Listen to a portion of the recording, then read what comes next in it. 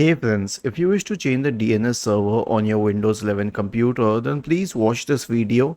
I will guide you through the process. The easiest method, okay, there are many methods, but this is the easiest one. Press the Windows key and the R key together to open the run window.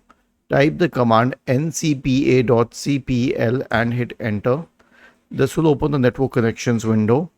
Right click on the active network connection and then you can select properties and then double click on Internet Protocol version 4.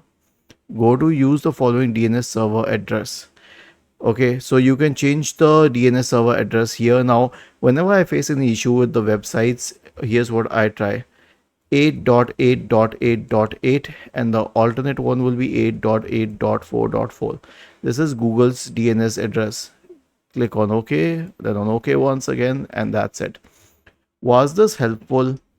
If yes, then please subscribe to the channel.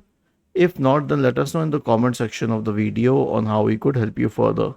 Thank you for watching this video and have a nice day.